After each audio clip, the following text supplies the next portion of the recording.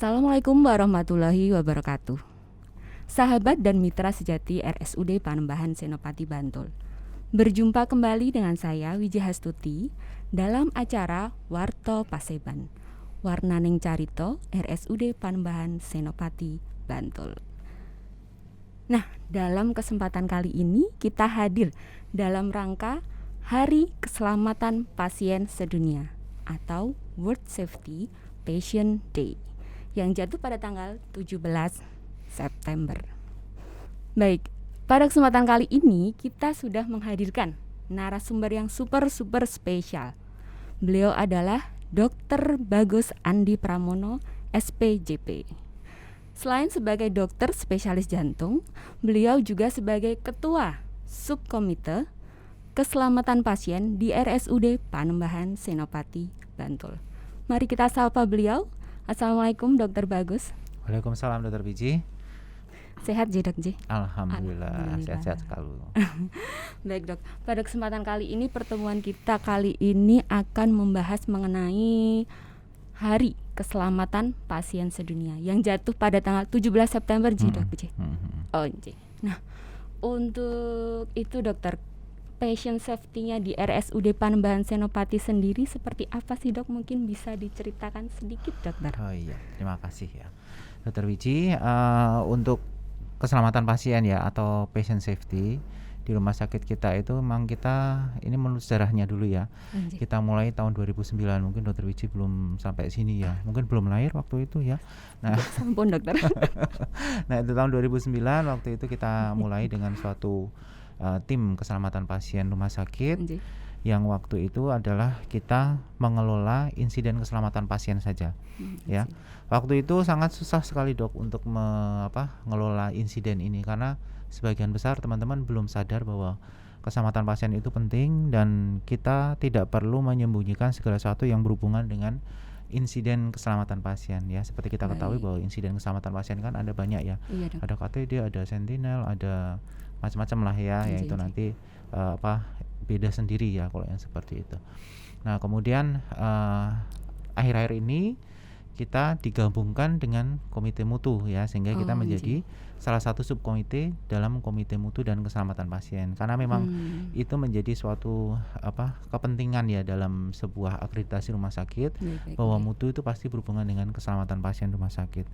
Nah, apa saja yang kita lakukan ya, keselamatan pasien itu bukan berarti kita menjaga pasien supaya tidak dicuri apanya gitu ya. Tapi keselamatan pasien itu adalah kita mengelola segala sesuatu yang tidak berhubungan dengan perjalanan alamiah penyakit ya. Di luar itu. Sehingga di luar itu, apapun itu yang berhubungan dengan pasien ya, yang kemungkinan besar akan menyebabkan insiden pada pasien, misalnya jatuh, tertukar obat dan lain sebagainya, itu yang kita urusi. Jadi kita tidak ngurusi klinisnya, kita sebenarnya lebih ke arah manajemennya. Bagaimana supaya pasien itu ya di sini dia dirawat sebagai orang sakit itu. Jadi jangan sampai di sini malah terjadi ketambahan penyakit yang lain, misalnya gegar otak karena jatuh, ketiban oksigen misalnya. Nah, itu adalah suatu proses dalam keselamatan pasien. Begitu. Gitu. Nah, dalam rangka itu dokter berarti menjaga pasien ini selamat tapi di luar klinisnya seperti itu dok, di luar hal klinis. Nah, itu untuk di RSUD Panembahan Senopati sendiri yang sudah dijalankan sampai saat ini apa aja dok? Iya, jadi kalau yang sudah kita laksanakan ya pasti kita setiap hari sebenarnya ya kita sudah menjalankan itu ya. Kita berusaha untuk mengelola ya keselamatan pasien itu berdasarkan pengamatan sehari-hari dari masing-masing unit, masing-masing bangsal. Bukan hanya di bangsal saja sebenarnya, tapi juga di unit-unit yang lain yang berhubungan dengan pasien ya, di luar manajemen terutama administrasi ya. Nah, di situ kita ada namanya indikator untuk keselamatan pasien ya.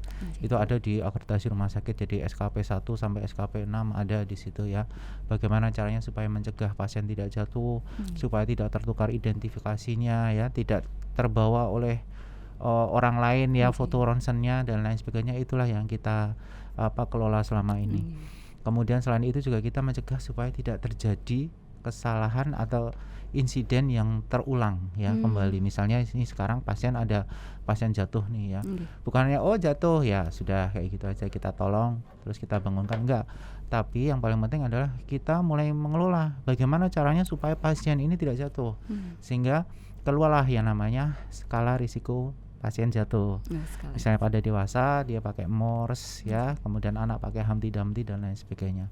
Kemudian yang lain supaya tidak tertukar identitasnya setiap saat pasien akan dilakukan tindakan, misalnya dokter Wiji di IGD misalnya ya mau melakukan pengobatan ya, memasukkan obat. Nah itu pasti akan kita lihat ya identitasnya 2 dari 3. Nah itu adalah salah satu cara supaya tidak sampai salah pengobatan, tidak salah pasien, sehingga akan menyebabkan tadi itu kejadian yang lain yang tidak ada hubungannya dengan penyakitnya dia. Nah gitu. Kemudian yang tidak kalah penting yang lain adalah kita kadang-kadang juga menggunakan tools untuk pencegahan tadi, pengulangan tadi kita menggunakan root cause analysis dan juga FMEA ya. Nah itu adalah salah satu bagaimana kita untuk memanajemen risiko pasien-pasien yang kita rawat di rumah sakit ini ya. Itu salah satunya ya. Salah satunya adalah di situ juga insiden keselamatan pasien ya. Tadi misalnya ada pasien jatuh, kita kelola, kita cari sebabnya kenapa, kemudian root cause-nya apa yang mungkin tergantung pada gradingnya. Kalau misalnya berat ya kita harus investigasinya secara mendalam, tapi kalau misalnya tidak ya investigasi sederhana saja. Seperti itulah ya. Kita timnya banyak sekali ya, melibatkan dari berbagai profesi ya, bukan hanya dokter, tapi malah sebagian besar adalah teman-teman perawat ya, farmasis, tergantung pada SKP-nya gitu ya. Berarti komprehensif seperti itu ya. Berarti hal-hal yang di luar klinis yang bisa mempengaruhi klinis pasien selama di rumah sakit itu sekali dijaga di subkomite keselamatan pasien tadi. Nah, kemudian nih Dok, kita kan sudah sekarang masih berada di masa pandemi COVID-19.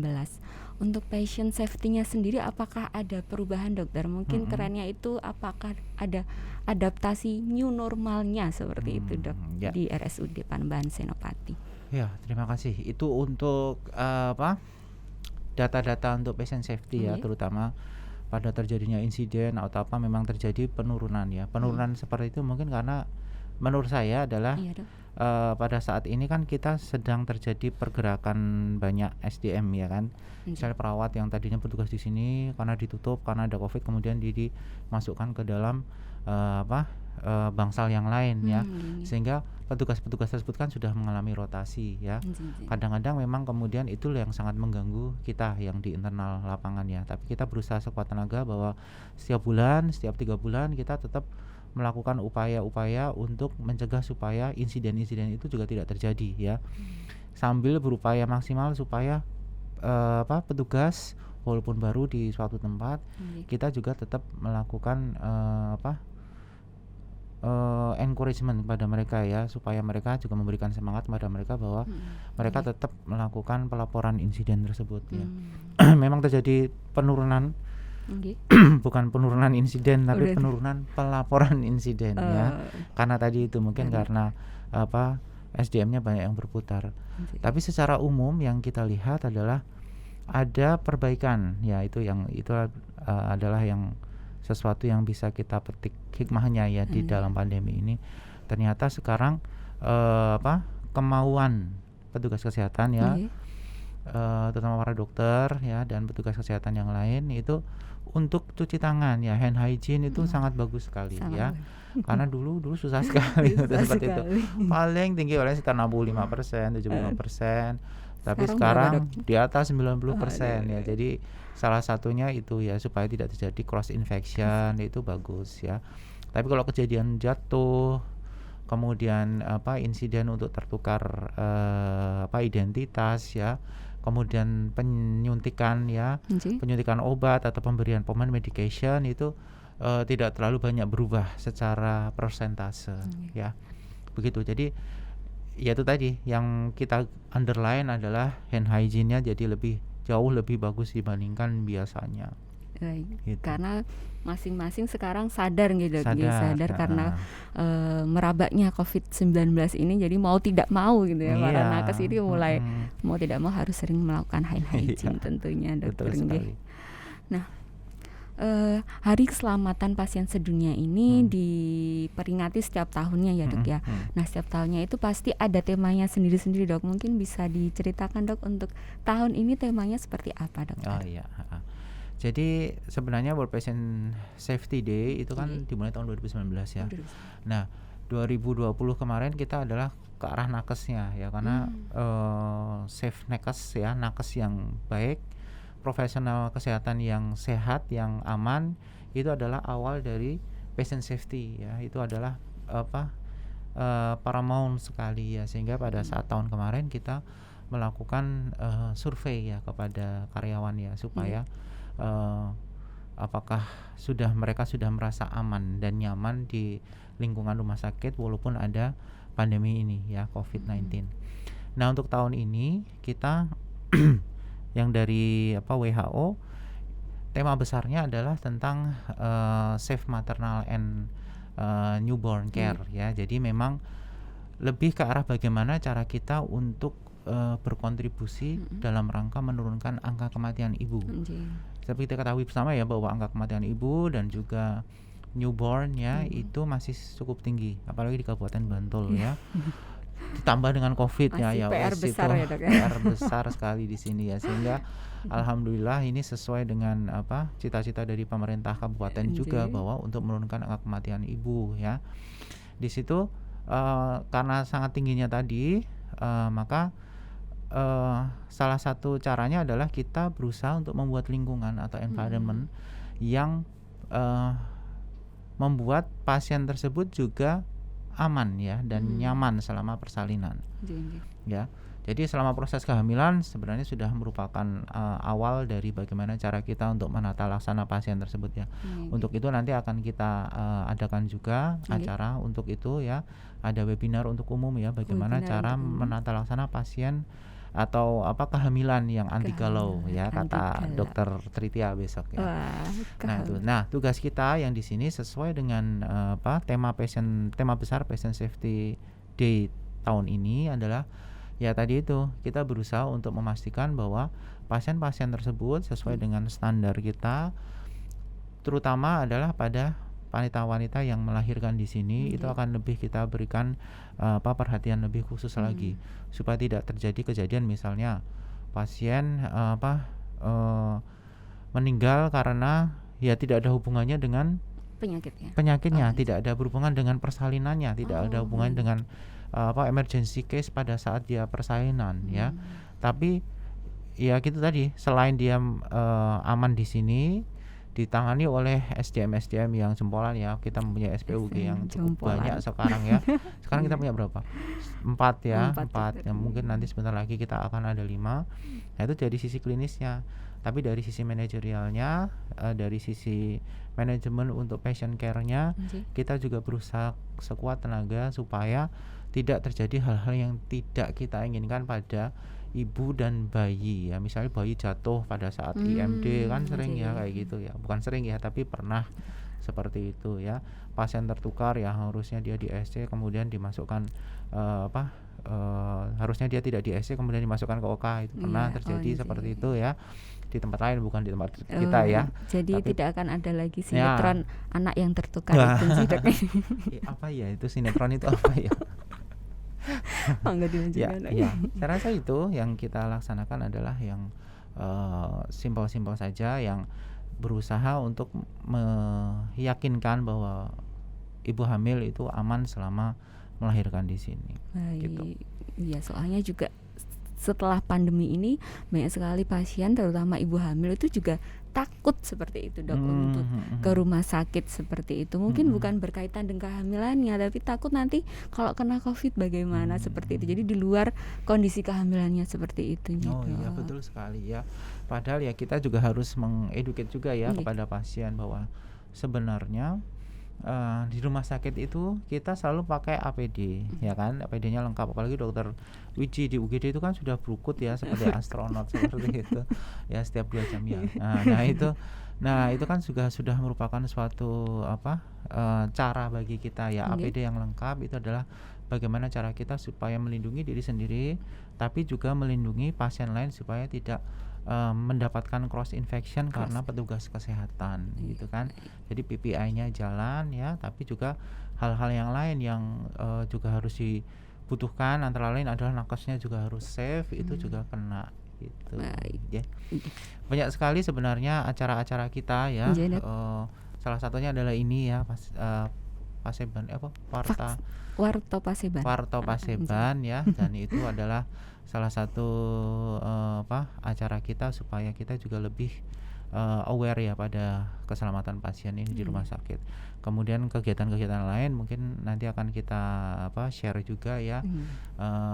Antara lain hari ini juga pada pukul 10.30 nanti akan ada pemberian bingkisan ya kepada ibu pasien yang ibu melahirkan dan juga newborn ya yang di perinatal. Jadi di Alamanda dan juga di VK dan juga di Peri ya di Teratai. Itu salah satu bentuk kepedulian kami, simbolis saja sih ya, bahwa kami peduli kepada kesehatan dan keselamatan ibu selama dirawat di sini gitu. Luar biasa sekali dokter Bagus. Kemudian dok tadi sempat disinggung ya dok ya, ada acara webinar ini dok. Mungkin bisa diceritakan dokter kapan kira-kira itu dok? Oh iya. Bocorannya sedikit dok. Jadi webinarnya nanti insya Allah akan kita laksanakan hari Kamis ya. Kalau Hari Kamis. Ya hari Kamis tanggal 22 ya, 22 minggu depan ya pokoknya minggu depan. Nah itu supaya nanti kita di situ nanti akan ada pembicara-pembicara dari spesialis obskin ya, spesialis kandungan. Kemudian yang kedua adalah dari spesialis anak dan spesialis penyakit dalam. Oh ada penyakit dalam ya, juga. Tujuannya adalah supaya kita bisa membahas segala sesuatu yang ada hubungannya dengan keselamatan selama ibu hamil ya, sampai melahirkan dan sampai partus, hampir setelah melahirkan pun tetap harus kita perhatikan juga ya, sehingga penyakit dalam juga masuk ke situ ya. Kemudian anak-anak juga ya, terutama newbornnya nanti bagaimana sih tata laksana newbornnya selama setelah melahirkan tersebut ya, sampai umur berapa, biasanya kalau newborn itu sekitar 30 sampai 40 hari ya. Nah itu nanti akan dibahas secara tuntas di sana ya, walaupun tidak secara lengkap banget gitu ya, tapi paling tidak ini karena ini adalah webinar umum supaya nanti para masyarakat bisa mengakses beberapa informasi yang memang dibutuhkan pada pasien-pasien tersebut selama hamil, melahirkan ya, menyusui pada masa pandemi COVID ini ya. Jadi itu pandemi. Baik, berarti sangat menarik sekali itu. Jadi anti galau ya dok, anti galau, hamil, bersalin dan newborn selama pandemi COVID. Jangan lupa besok Kamis ya dok ya. Infonya nanti bisa dilihat di Instagram RSUD Panembahan Senopati Bantul seperti itu. Setelah ikut acara webinar itu nanti dipastikan sudah tidak akan galau-galau lagi ya dok. Berarti ya dok. Insya Allah ya, karena nanti juga narasumbernya sudah sangat berpengalaman sekali dengan Dokter Nyoman Tritia dan juga dokter kandungan yang lain ya. Dokter penyakit dalamnya juga oke ya. Semuanya adalah pilihan masyarakat Bantul. Kemudian yang spesialis anak pun juga seperti itu, karena kita mempunyai SDM yang lumayan handal ya. Dan saya rasa sudah waktunya bagi kita untuk memberikan edukasi juga secara umum kepada pasien mengenai COVID-19 ini. Dan karena berhubungan dengan patient safety juga, yang kebetulan tahun ini berhubungan dengan maternal dan juga newborn, maka kita masukkan ini juga ke dalam situ. Oh ya, satu lagi yang harus mungkin akan kita laksanakan adalah vaksinasi COVID, imunisasi vaksinasi COVID-19 pada ibu hamil. Wah, luar biasa sekali itu ya. dok. Mudah-mudahan nanti juga bisa diakses oleh banyak pasien bukan Oke. pasien ya, jadi masyarakat umum yang memang membutuhkan. Selama ini bagaimana sih kok vaksinasi untuk ibu hamil aman nggak? Ya insya Allah Iya. aman ya, karena melihat kemarin bulan kemarin yang sangat Antusiasnya. ya sangat banyak sekali ya, setiap Iya. kali itu zaman dahulu kan sebelum Juli itu kalau ada vaksinasi paling yang berangkat berapa ya. Iya. Mudah-mudahan ini juga seperti itu ya, karena mohon maaf sekali ya, Oke. kemarin pada waktu kematian ibu itu yang kita evaluasi sebagian besar penyebabnya adalah salah satunya adalah COVID-19 ya, sehingga kehamilan ini menjadi rentan ya. Jadi seorang yang hamil juga rentan untuk terkena infeksi COVID-19 ini lebih berat, sehingga sebisa mungkin ibu hamil ya, dan mungkin yang sedang merencanakan hamil juga itu harus melengkapi vaksinasinya COVID-19 ini 2 kali ya, supaya nanti misalnya terjadi infeksi COVID itu bisa saja dia tidak bergejala, atau kalau tidak bergejala berat ya. Itu karena yang paling penting, bukan sama sekali tidak terkena ya, karena terkena atau tidak itu tergantung pada kondisi tubuh kita dan juga pada qadarullah ya. Iman dan Gitu. takwa ya. Iya. Ini curhat berarti Dok Ya. Baik, seperti itu. Jadi jangan takut ya Dok untuk melakukan vaksinasi, terutama untuk ibu hamil, karena dampaknya jika terkena COVID itu akan lebih parah daripada yang sudah divaksinasi seperti itu Dok. Dan di RSUD Panembahan Senopati Bantul akan memfasilitasi ibu-ibu hamil ini untuk mendapatkan vaksin COVID-19 dan tentunya gratis ya Dok. Iya, gratis. Bisa mengakses nanti di Instagramnya RSUD Panembahan Senopati Bantul. Nanti akan kita buatkan ya, kita share ya. Untuk kuota atau itu udah ada sekitar 100-an bocorannya, ya sebenarnya 100 ibu ya. hamil gitu. Karena melihat dari pengalaman sebelum-sebelumnya dari Dinas Kesehatan juga bahwa mungkin tidak terlalu banyak yang bisa mengakses ya, sehingga kita nanti juga sekitar 100 dulu ya. Nanti akan kita lihat antusiasmenya bagaimana ya. Kalau misalnya oke, bagus, dan mungkin masih banyak yang demand-nya mulai banyak ya, kita akan meningkatkan kembali ya kuotanya gitu, seperti itu Kira-kira tanggal berapa dokter untuk vaksinasinya? Kalau vaksinasi mungkin minggu depan ya, tapi sebelum webinar ya, kalau tidak salah hari Selasa ya. Dan pastinya akan dipastikan aman seperti itu Dok ya. Akan ada screeningnya seperti sebelum dilakukan jadi pasti ada. Jangan takut untuk vaksinasi COVID-19 ya. Nah Dok, kemudian untuk webinarnya sendiri tadi ini untuk umum Dok Ya, untuk umum untuk kita. umum bisa disaksikan melalui apa saja dokter ini besok? Nanti kita share-nya adalah lewat Zoom ya. Jadi Zoom? kalau misalnya bisa, nanti akan kita lebih tergantung pada antusiasme juga yang mendaftar ya. Kalau misalnya memang banyak dan mungkin slotnya sudah terisi, mungkin akan kita kembangkan untuk bisa kita streaming lewat YouTube. Streaming YouTube. Baik. Jadi semua ibu hamil siapa saja, tidak ada syaratnya, gratis untuk mengikuti webinar seperti itu Dok yang akan disiarkan live Zoom dan juga live YouTube RSUD Panembahan Senopati Bantul seperti itu. Nah, baik dokter, terakhir nih Dok, apakah ada pesan yang ingin Dokter Bagus sampaikan untuk sahabat dan mitra sejati RSUD Panembahan Senopati Dok? Ya, sebagai kesimpulan aja ya. Jadi rumah sakit sekarang pada masa pandemi COVID itu kita sebenarnya berbenah supaya pelayanan kepada masyarakat itu akan lebih bagus lagi ya. Nah, bagaimana caranya? Ya, kita melindungi diri sendiri dan juga melindungi pasien dengan APD yang standar ya. APD yang standar bukan harus pakai astronot ya, karena yang namanya standar itu tergantung ya. Misalnya di poliklinik ya mungkin kita cukup memakai APD dengan masker, atau mungkin memakai Google seperti itu, atau face shield, itu sudah cukup ya. Tapi ketika merawat pasien dengan COVID mungkin nanti akan berbeda standarnya. Seperti itu adalah cara bagi kita untuk membuat pasien juga aman dan juga nyaman ya. Karena banyak sekali pasien-pasien yang seharusnya kontrol ya, pasien kronis atau mungkin pasien yang sedang dalam kondisi akut, takut ke rumah sakit gara-gara nanti takut ketularan COVID ya. Padahal mohon maaf sekali ya, di luar sana malah mungkin jauh lebih berbahaya ya dibandingkan ketika kita berada di rumah sakit. Dari sebagian besar petugas yang terkena di sini ya, staf ya, termasuk saya ya. Nah itu malah tidak dapatnya dari sini ya, karena memang sebagian besar adalah dari luar ya, sehingga karena apa? Karena kalau di luar merasanya bahwa ini baik-baik saja, tidak ada orang sakit di sini, padahal sebenarnya kita tidak tahu apakah itu merupakan ada banyak sekali sarana yang bisa untuk menularkan penyakit yang sangat penular ini ya. Jadi jangan takut ke rumah sakit ya, kita berusaha sekuat tenaga untuk menciptakan keselamatan dan juga keamanan pasien ya, dengan apalagi dengan World Patient Safety Day yang sekarang ya, terutama untuk ibu hamil dan ibu melahirkan ya, jangan takut untuk datang ke rumah sakit kita, karena kita juga sudah terakreditasi juga.